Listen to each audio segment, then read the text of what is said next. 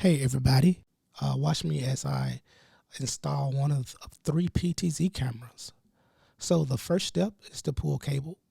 I came up 3 months ago and pulled cable before drywall and paint. And so this next step is to mount the camera.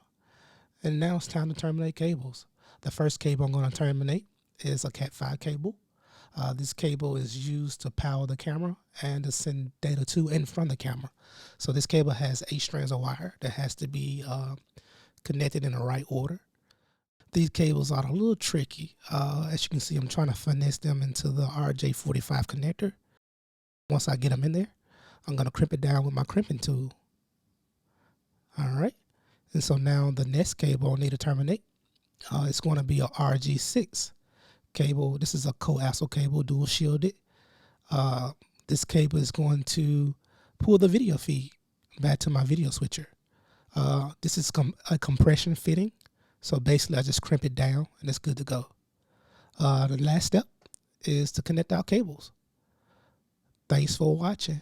Feel free to give me a call for all your audio and video needs.